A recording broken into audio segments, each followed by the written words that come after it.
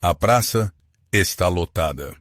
Milhares de pessoas, ombro a ombro, formam uma massa silenciosa e pulsante. No centro, o sumo sacerdote, cujo poder é absoluto, e um homem acorrentado, condenado, mas indomado. O sacerdote ergue a mão. O silêncio é tão profundo que se ouve apenas o zumbido do vento e o crepitar das tochas nas mãos dos guardas. O ar cheira a ozônio e medo. Seu crime, anuncia o sacerdote, é mais terrível que qualquer outro. Ele não matou, não traiu. Ele ousou roubar dos deuses sua chama sagrada. Ou seja, ele criou fogo, sozinho. A sentença é executada imediatamente. Um suspiro convulsivo percorre a multidão. Nos olhos das pessoas, o medo se mistura a uma admiração secreta. Como o ato mais vital, a criação de calor e luz pôde se tornar o crime mais grave, pelo que de fato ele foi morto. Essa execução é apenas a ponta do iceberg. Todo o sistema do fogo sagrado está repleto de inconsistências que desmoronam com duas perguntas simples. A primeira destrói a hierarquia. Por que as vestais romanas, a elite da sociedade, eram brutalmente açoitadas se o fogo se apagasse, enquanto as pessoas comuns, para quem a chama era uma questão de sobrevivência, eram proibidas até mesmo de tentar produzi-la? A elite é punida por um erro, enquanto a massa é proibida de possuir a habilidade. É um absurdo. A segunda pergunta diz respeito à própria tecnologia. Como os sacerdotes egípcios podiam invocar o fogo do nada diante de milhares de fiéis durante os principais festivais do templo, se todos os métodos conhecidos na época exigiam fricção ou sílex. Estes não são enigmas históricos. São pistas que levam à solução de uma fraude grandiosa. A resposta para a primeira pergunta nos espera na seção 6 e para a segunda, na seção 4. Esta não é apenas uma história. É a dissecação de um antigo mecanismo de poder, relevante ainda hoje. Daremos a você 7 chaves para abrir essa caixa preta da história. É um arsenal que mostrará como a tecnologia se transforma em controle total. Ao final desta investigação, você saberá, com certeza, 3 coisas. Primeiro, como a religião, o medo e um único conhecimento técnico se entrelaçaram para formar a primeira ferramenta de controle de massas da história. Segundo, porque a proibição do fogo era mais importante para os sacerdotes do que a proibição do assassinato. E terceiro, como esse antigo monopólio afeta nosso mundo neste exato momento. Em apenas 3 minutos, você entenderá como o dom divino foi, na verdade, o primeiro monopólio tecnológico da história.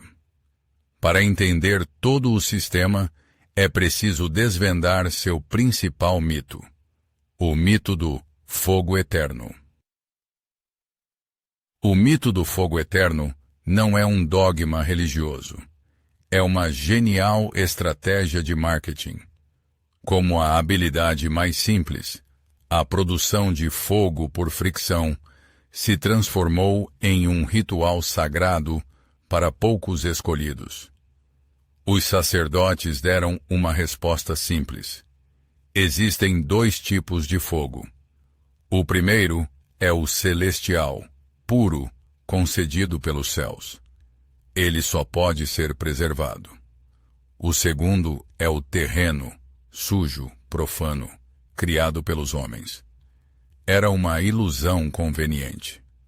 A realidade era brutal. A questão não era a origem do fogo, mas a posse exclusiva da tecnologia para obtê-lo. Os sacerdotes não guardavam o fogo. Eles o produziam com métodos muito mais eficientes que a fricção comum. Sua chama acendia mais rápido, queimava com mais brilho e podia até ter uma cor diferente. Para as pessoas daquela época, isso parecia magia. Enquanto as pessoas comuns guardavam brasas em potes de barro, os sacerdotes construíam gigantescos complexos de templos. Porque um depósito de fogo precisaria de uma arquitetura tão complexa? A versão oficial. Os templos protegiam a chama sagrada dos elementos e dos inimigos, mas os achados arqueológicos nesses complexos contam outra história. Não eram depósitos, mas os primeiros centros de pesquisa e desenvolvimento da história. O segredo do fogo grego, por exemplo, foi guardado e aperfeiçoado em tais centros por mais de 700 anos. Isso prova uma abordagem sistemática, não um truque isolado. Cavidades ocultas, dutos de ventilação complexos, revestimentos à prova de fogo nas paredes.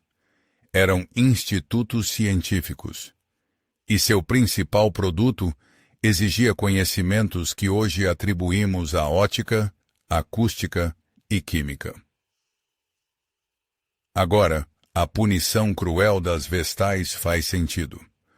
Porque a elite de Roma era açoitada por um fogo apagado, como se fosse traição de Estado. Segundo a versão oficial, o fogo se apagar era um presságio terrível, a ira dos deuses. A punição era um ritual para apaziguá-los.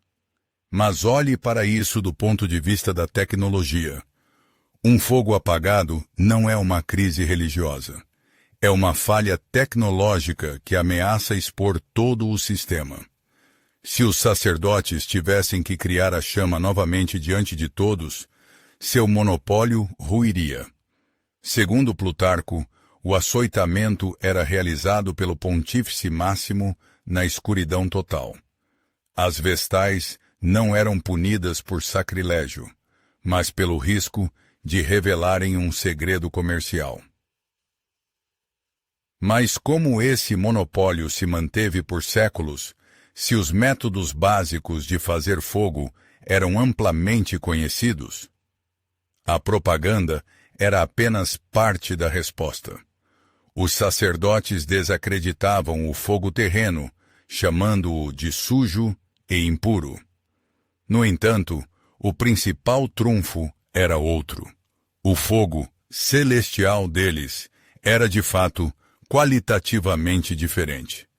Acendia instantaneamente, queimava com mais brilho e por mais tempo. A diferença era como entre uma vela fraca e uma lâmpada elétrica brilhante. Era uma prova visual e irrefutável de sua superioridade, que eliminava qualquer dúvida. Os sacerdotes não possuíam apenas uma tecnologia melhor. Eles possuíam uma física do fogo fundamentalmente diferente. Essa física diferente do fogo consistia em 3 partes. A primeira tecnologia transformava a luz solar em um acendedor divino. As lendas sobre a chama descendo do céu sobre o altar não eram uma metáfora. Espelhos côncavos simples, capazes de acender iscas, já eram conhecidos por Arquimedes. Mas isso era demorado e pouco confiável. Os sacerdotes foram além. Eles usavam não apenas espelhos, mas complexos concentradores parabólicos integrados à arquitetura do templo. Ocultos na estátua de um deus ou no teto, eles focavam um raio de sol em um ponto com temperatura de até 600 graus Celsius. Isso é suficiente para derreter chumbo. A isca se inflamava não em minutos, mas em 1 ou 2 segundos. No dia do solstício, em 1 hora estritamente definida, o raio caía sobre o altar, criando um milagre programado. Mas o sol não brilha sempre. O truque seguinte era ainda mais incrível.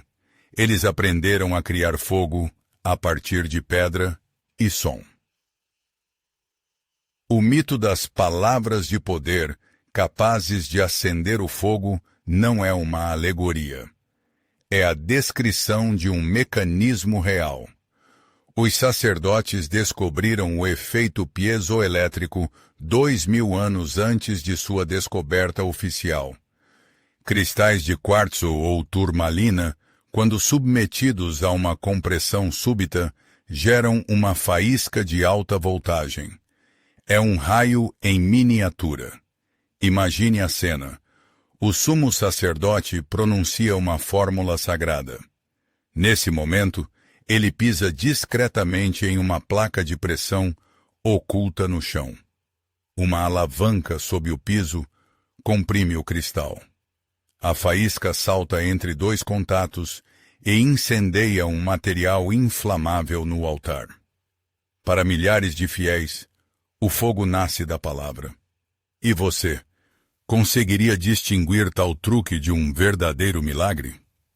Os truques físicos eram impressionantes, mas o principal segredo de sua onipotência estava na química. O fogo dos sacerdotes frequentemente tinha uma cor não natural: verde, azul, vermelho sangue. A explicação oficial: cada cor era uma mensagem de uma divindade específica.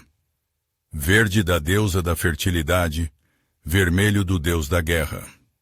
Os sacerdotes eram os intérpretes dessa linguagem divina. A realidade era mais prosaica. Eles foram os primeiros pirotécnicos. De forma empírica, descobriram que sais de diferentes metais coloriam a chama. Isso exigia acesso monopolizado a minérios e minerais, e conhecimento para processá-los. No papiro de Ebers, datado de 1500, já existem receitas de pós de malaquita para criar a chama divina verde nos rituais de Osíris. O que parecia ser a linguagem dos deuses era o conhecimento da tabela periódica. Mas todos esses métodos exigiam um impulso: sol, faísca. E se houvesse uma maneira de acender o fogo sem nenhuma causa visível? O que fazer se não há sol para os espelhos e não é possível usar mecânica oculta? Como garantir o milagre em qualquer clima, em qualquer lugar? Os sacerdotes tinham uma desculpa. Se os deuses não davam fogo, significava que o povo os havia enfurecido. Isso transferia a responsabilidade pela falha para os fiéis. Mas eles não podiam contar com a sorte. Tinham um trunfo que funcionava sempre. Na escuridão, na umidade, sem o menor esforço. Era seu botão nuclear, garantindo um milagre sob demanda. O sacerdote podia simplesmente misturar 2 pós ou derramar água sobre uma pedra, e ela se inflamava. Isso violava todas as leis da natureza conhecidas pelas pessoas da época. Eles aprenderam a criar fogo a partir de pó e água. A chave para seu verdadeiro poder estava na química da combustão espontânea. Na próxima sessão, revelaremos seu principal e mais bem guardado segredo. Imagine, o sacerdote coloca oferendas no altar e se afasta. A multidão reza. Passam-se 10 segundos, 20. E, de repente, sem toque, sem faísca, o altar se incendeia com uma chama violeta brilhante. A explicação para os fiéis era impecável. São os deuses respondendo à oração. Quanto mais forte a fé da multidão, mais rápido o fogo desce. Isso tornava cada um cúmplice do milagre. Mas não era intervenção divina. Era uma reação exotérmica. No altar, sob o disfarce de pó sagrado, era colocado permanganato de potássio. Em seguida, o sacerdote o regava com óleo sagrado, glicerina comum. A mistura se inflama sozinha, com um atraso de até 40 segundos. Essa janela era suficiente para o sacerdote se afastar e a multidão acreditar no milagre. A temperatura da chama ultrapassava 1000 graus, mais quente que qualquer fogueira. O engano era perfeito. Mas de onde eles obtinham esses componentes? Acontece que eles estavam à vista de todos. Permanganato de potássio e glicerina no Antigo Egito? Parece um anacronismo. Os opositores dessa teoria dirão, foi uma coincidência. A pirolusita, fonte do permanganato, era usada como corante. A glicerina era um subproduto da fabricação de sabão. Suas propriedades inflamáveis foram descobertas por engano. Mas o papiro de Ebers prova o contrário. Era uma busca sistemática por substâncias ativas, disfarçada de alquimia. Eles não tropeçaram em uma receita. Eles criaram deliberadamente o primeiro livro de receitas de milagres do mundo. Tinham um arsenal completo. Uma mistura de cal viva e enxofre se inflamava em contato com a água. Isso prova que eles não possuíam apenas um truque, mas toda uma disciplina científica. Ter tal conhecimento é uma coisa, mas como mantê-lo em segredo por séculos? Por que ninguém revelou o segredo? Por que ninguém conseguiu replicar o experimento? A versão oficial era o medo da ira dos deuses. Duvidar era sacrilégio. A realidade era mais simples e dura. O segredo do fogo grego em Bizâncio, herdeiro direto desses conhecimentos, foi guardado como segredo de Estado por mais de 700 anos. A pena por revelá-lo era a morte não apenas para o culpado, mas para toda a sua família. Não era religião, era contra-espionagem. O sistema de proteção consistia em 3 barreiras. A primeira, o medo religioso para a multidão. A segunda, a execução exemplar para os que duvidavam. A terceira, e mais confiável, uma hierarquia de iniciação, onde a receita completa era conhecida apenas por alguns no topo. Conhecemos a tecnologia, mas como um único truque permitiu controlar nações inteiras. Parece que desvendamos o truque, mas como uma reação química se transforma em poder sobre tribunais, economia e guerras. A resposta simples: quem controla o fogo, controla a sobrevivência. Calor, comida, proteção. É um poder direto e utilitário. Mas os sacerdotes foram além. Eles não apenas vendiam um recurso. Eles transformaram a tecnologia em ideologia na base do calendário, da justiça, da estratégia militar. Eles não controlavam os corpos das pessoas, mas sua visão de mundo. Eles não possuíam um isqueiro. Eles possuíam um controle remoto da própria realidade.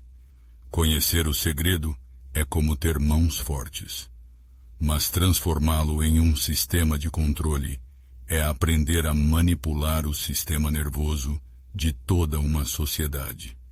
A tecnologia era apenas a chave, Na próxima sessão, veremos qual porta eles abriram com ela.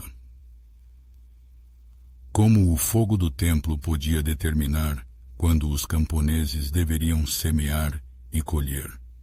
Eles não podiam se guiar pelo sol? A versão oficial: os sacerdotes, como guardiões do conhecimento, simplesmente ajudavam o povo. Os principais rituais de fogo estavam ligados aos dias de solstício e equinócio, dando um sinal preciso para o início dos trabalhos. Parece uma função social útil, mas as fontes escondem o principal. Os sacerdotes não seguiam o calendário, eles o controlavam. Apenas após o ritual de acender o novo fogo, era permitido iniciar o plantio. Toda a economia de uma sociedade agrária se tornava refém de um único ritual. As sementes para o plantio eram distribuídas somente após a bênção, e o dízimo era coletado durante a festa da colheita, também ligada ao fogo. A desobediência significava a morte econômica. Assim, o templo controlava até 90% de toda a produção de grãos. Mas eles não controlavam apenas a comida. Controlavam também a justiça. O que era o ordalho pelo fogo? E por que as pessoas acreditaram por séculos em sua justiça? Como uma pessoa podia atravessar as chamas e sair ilesa? A explicação para os fiéis era simples. Os deuses protegeriam o inocente e o fogo não o tocaria. O culpado queimaria. Isso criava uma ilusão de imparcialidade. Mas os números destroem essa imagem. Os absolvidos eram sempre as pessoas certas. Não era magia, mas tecnologia. Os sacerdotes conheciam segredos de proteção contra o fogo. Roupas tratadas com uma solução de alúmen resistem à exposição direta às chamas por até 10 segundos sem pegar fogo. Isso é suficiente para um resgate milagroso. A pessoa certa era preparada para o teste. A errada, não. O fogo se tornou a ferramenta ideal para a repressão política. Qualquer oponente podia ser legitimamente eliminado pela vontade dos deuses. Eles decidiam o destino de indivíduos, mas seu poder se estendia também ao destino de nações inteiras. De que maneira um sacerdote com uma tocha poderia ser mais influente que um general com um exército?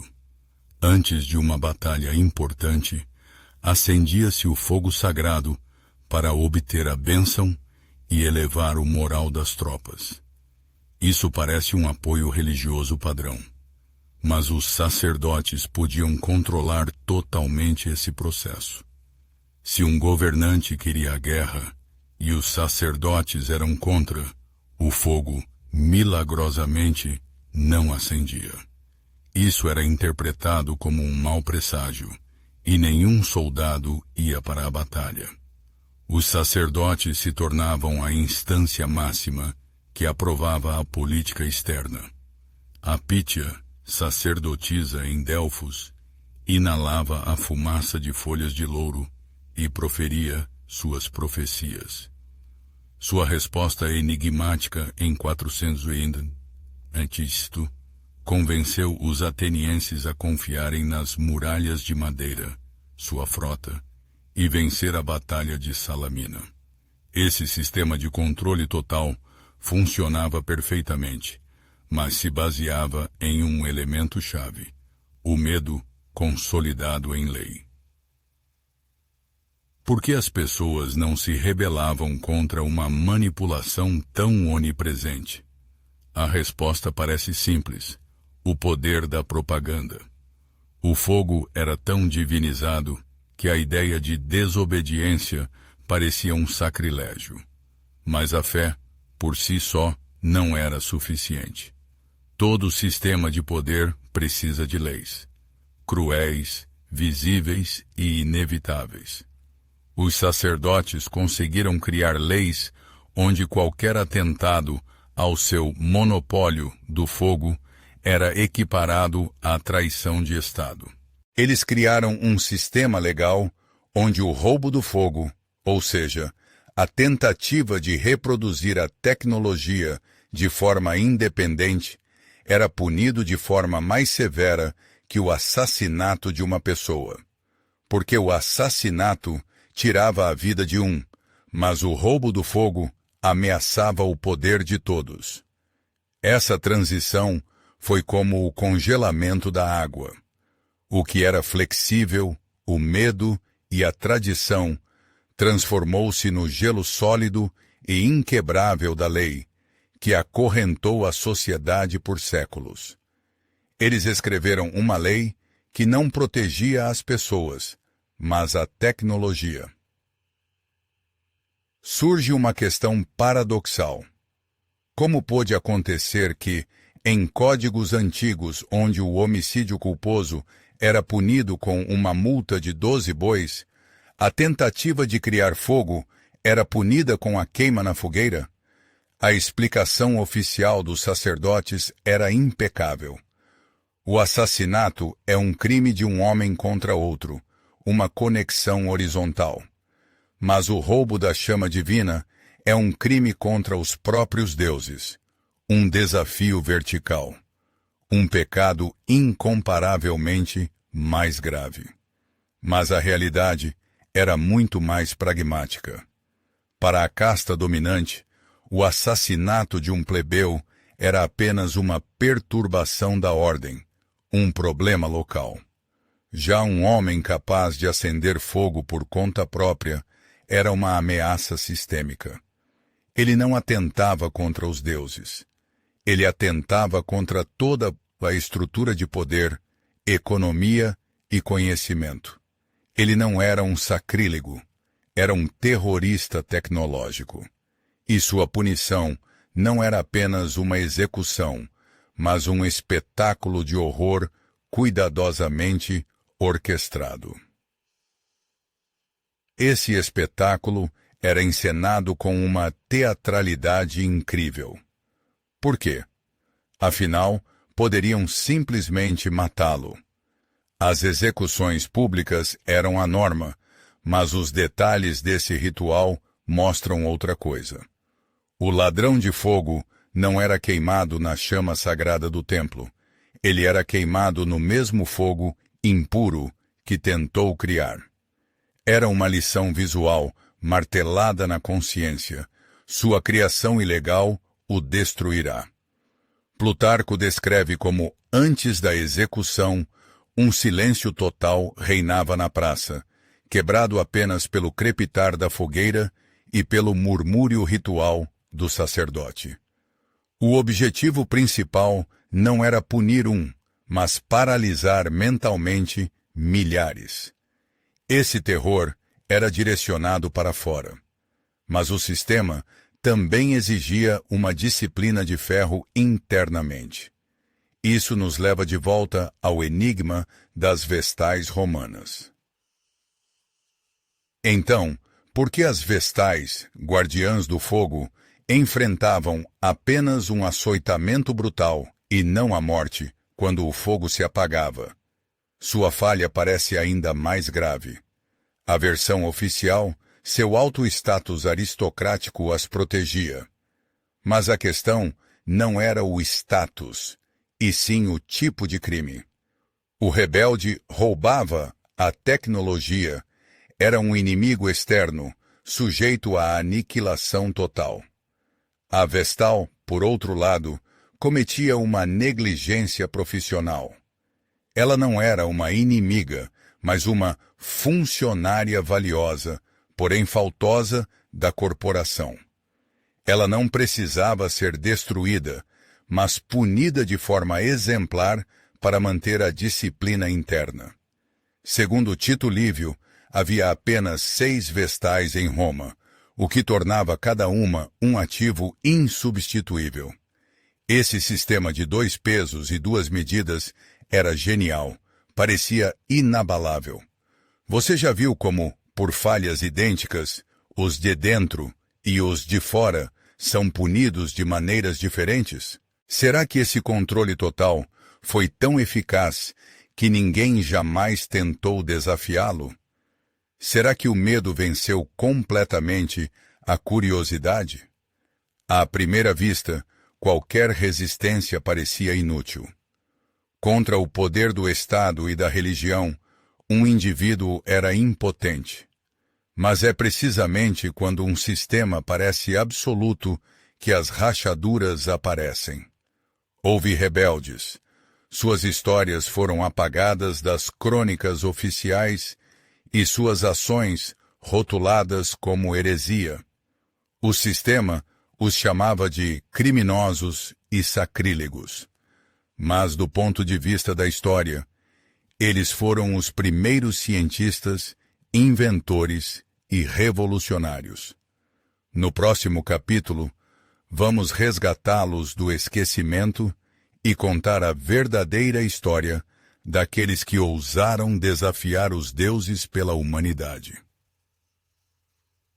Quem foi o primeiro que, ao olhar para o fogo sagrado, sentiu uma pontada de dúvida em vez de reverência? O que o fez ver um truque onde os outros viam um milagre? Seu nome não era Prometeu. Ele não era um titã. Vamos chamá-lo de Amon, um oleiro de Mênfis, cujas mãos conheciam a argila e o fogo melhor do que as orações. Sua força não estava nos músculos, mas na atenção aos detalhes. O estranho pó violeta, nas mãos do sacerdote após o ritual, o cheiro adocicado e incomum do óleo. Sua rebelião começou com uma pergunta simples. Por que algo que todos precisam para viver pertence apenas a alguns escolhidos? Ele via os filhos de seus vizinhos morrerem de frio, enquanto a chama eterna ardia no templo. E uma noite, arriscando tudo, ele se infiltrou no depósito do templo. Ele não procurava ouro. Procurava uma resposta, e a encontrou. 2 potes de barro, um com um pó violeta, outro com um óleo espesso como mel. Mas descobrir o segredo é apenas o primeiro passo. Em sua oficina secreta, sob o manto da noite, Amon tentou recriar o milagre, e falhou repetidamente. A mistura ou não acendia ou inflamava-se instantaneamente, queimando suas mãos. Ele não conhecia as proporções nem a pureza dos componentes. Seu método era como a água buscando um caminho através das pedras. Cada erro não era um fracasso, mas apenas eliminava uma rota incorreta. Ele começou a pensar como um cientista. Mudava um componente de cada vez, esperava, observava. E então, em uma das noites, após dezenas de tentativas, aconteceu algo que o separou para sempre do resto da humanidade. Em uma tigela de argila, a mistura sibilou suavemente, uma leve fumaça subiu e, 30 segundos depois, sem faísca, sem toque, uma chama firme e constante se acendeu. Nesse momento de triunfo, ele entendeu. Tinha em suas mãos o poder dos deuses e uma sentença de morte. Por que ele não se tornou o novo sumo sacerdote? Não fundou seu próprio culto? Porque seu objetivo não era tomar o poder, mas destruí-lo. Seu plano era ingênuo e genial. Ele foi à praça para entregar o fogo aos seus conterrâneos. Pensou que seria recebido como um libertador. A realidade foi outra. As pessoas, cujas mentes foram acorrentadas pelo medo por séculos, recuaram de seu fogo como se fosse uma praga. Elas não viram um presente, mas um sacrilégio terrível que atrairia a ira dos verdadeiros deuses sobre todos. Ele não foi traído pela guarda. Foi denunciado por seu próprio irmão. Não por maldade, mas por um pânico aterrorizante por sua família, que os sacerdotes destruiriam por acobertá-lo. Ele foi capturado diante daqueles que tentou salvar. Você já viu a ajuda ser rejeitada por medo? Ele perdeu, olhando para sua execução naquele mesmo fogo impuro que ele criou, parece que sim. Seu sacrifício foi em vão. O monopólio apenas se fortaleceu. O medo se aprofundou. Mas o sistema cometeu um erro. A execução, destinada a apagar sua memória, o transformou em uma lenda imortal. O sussurro sobre o oleiro, que roubou o fogo dos deuses, passou a ser transmitido de boca em boca. Ele não destruiu a prisão, mas mostrou aos outros prisioneiros que ela tinha muros. Ele plantou a semente da dúvida, que germinou através dos séculos. Sua ideia foi como uma semente lançada em solo rochoso. A planta morreu, mas a semente permaneceu na terra, esperando seu tempo. No entanto, o preço desse sistema secular, que ele tentou quebrar, foi mais terrível do que a vida de um único herói. Esse preço foi pago por toda a civilização. Qual foi esse preço? Aqui está o principal paradoxo de nossa investigação. Porque entre a primeira fogueira, acesa pelo homem há 1,5 milhão de anos, e a primeira fundição de cobre, 9.000 anos antes de Cristo, existe um abismo no qual cabe toda a história de nossa espécie? A resposta padrão: foi um caminho longo e natural. Faltava temperatura, conhecimento, tecnologia. A realidade era brutal. O progresso não foi lento, foi artificialmente interrompido. A metalurgia é uma consequência direta de experimentos com fogo de alta temperatura. Mas quem ousaria construir o primeiro forno de fundição se, por qualquer fogueira fora do padrão, o esperava uma morte agonizante?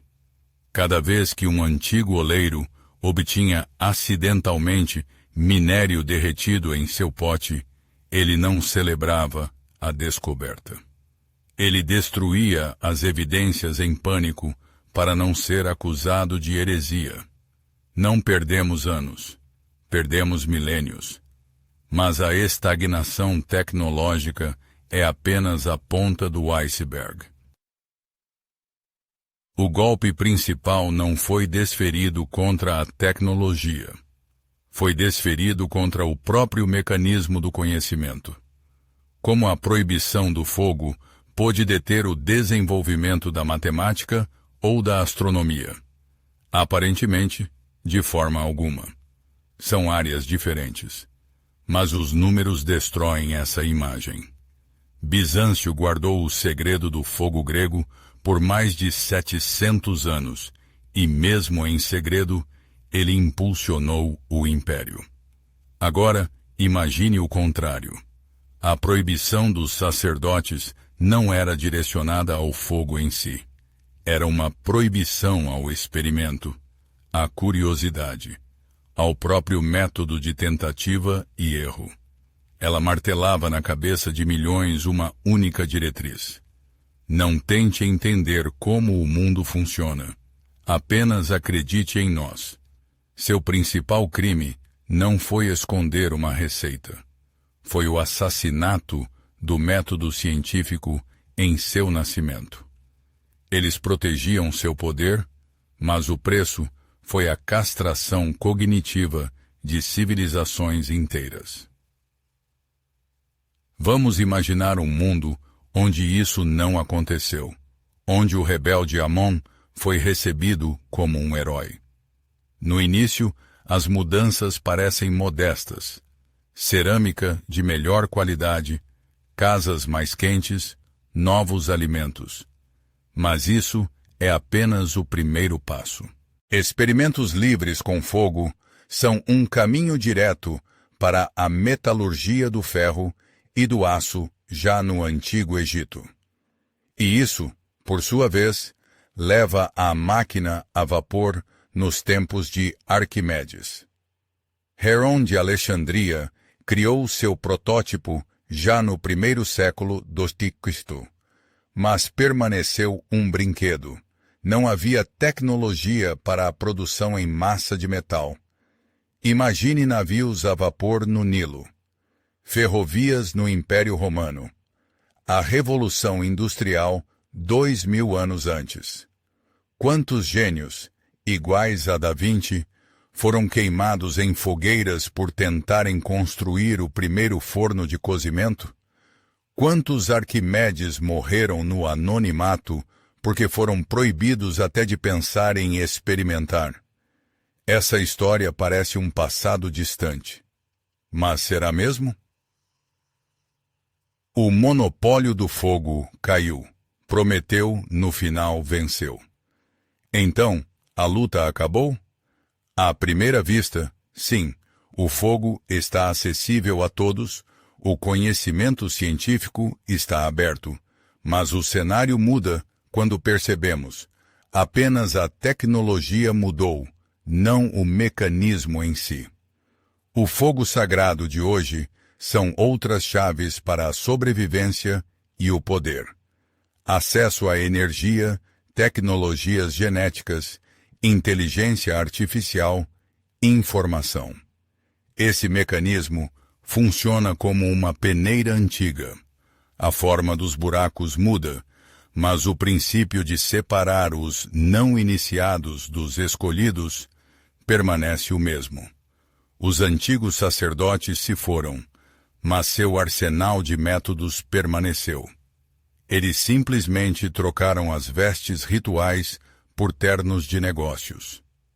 Na parte final, reuniremos todas as 7 chaves de nossa investigação. Você receberá uma ferramenta que permitirá ver como essa antiga fraude continua a moldar nosso mundo agora mesmo. Nós não apenas contamos uma história. Nós montamos o arsenal de Prometeu, um conjunto de 7 chaves que desvendam esse mecanismo de poder. É um sistema replicável. Passo 1. Monopólio tecnológico. Tudo começa com a tomada de controle sobre um recurso-chave, que é declarado um dom divino. Passo 2. Complexidade artificial. A tecnologia é intencionalmente tornada inacessível através de truques ópticos e mecânicos para criar um abismo intransponível entre os iniciados e a multidão. Passos 3 e 4. Criação do milagre e sua monetização. O truque químico é usado como justificativa ideológica para o poder, e então esse controle se transforma em poder econômico e político real sobre toda a sociedade. Esses 4 primeiros passos são a base do monopólio. Mas como fazê-lo funcionar por séculos? Os 3 elementos seguintes respondem a essa pergunta. É o sistema de proteção. Passo 5. Consolidação legal. Cria-se uma lei especial onde o atentado à tecnologia, o roubo do fogo, é equiparado à traição de Estado e punido mais severamente que o assassinato. Passo 6. Supressão da dissidência. O sistema destrói de forma exemplar e cruel quaisquer rebeldes que tentem quebrar o monopólio. Eles são transformados em hereges e inimigos do povo para intimidar os outros. E o passo 7, final, freio ao progresso. A consequência inevitável é a estagnação. A paralisação tecnológica que mata a civilização é paradoxalmente benéfica para os monopolistas manterem seu status. Aí está o esquema completo de 7 passos. Desmontamos o mecanismo antigo. Agora, vamos ver como ele funciona em um mundo onde todos têm um smartphone. Agora que você tem este arsenal, você vê o que está oculto para os outros. O que é o fogo sagrado hoje? O código-fonte da inteligência artificial? Patentes de engenharia genética? O controle sobre os fluxos globais de dados? Quem são os sacerdotes modernos? Gigantes da tecnologia? Corporações farmacêuticas? Estados que constroem seus templos na forma de laboratórios fechados e data centers? E o que são as leis do fogo modernas? Leis de propriedade intelectual ou de segredo de Estado? E quem são os hereges modernos queimados em fogueiras digitais? Hackers, biohackers, defensores da informação livre. Hoje, apenas 5 empresas de tecnologia controlam um volume de dados equivalente a todos os livros já escritos pela humanidade, multiplicados por 300 mil. Agora que você vê o quadro completo, resta a pergunta mais importante. Esta não é uma simples história sobre sacerdotes maus e rebeldes bons. É uma escolha eterna entre 2 caminhos. A posição dos sacerdotes, eles garantiam estabilidade, ordem e previsibilidade. Seu sistema, construído sobre o engano, prevenia guerras por recursos e dava segurança às pessoas. O preço: estagnação e falta de liberdade. A posição dos rebeldes: eles buscavam a verdade, o conhecimento e o progresso para todos. Suas ações levavam ao caos e à destruição da ordem estabelecida. Mas foram eles que impulsionaram a civilização. O preço: risco e instabilidade. Agora que você vê os 2 lados, a pergunta principal é para você. Quem, na sua opinião, estava certo nesta luta eterna? Escreva nos comentários apenas uma palavra. Sacerdotes, se você é a favor da ordem e da estabilidade, ou rebeldes, se você é a favor do progresso e da liberdade. Vamos ver qual de nós é maioria.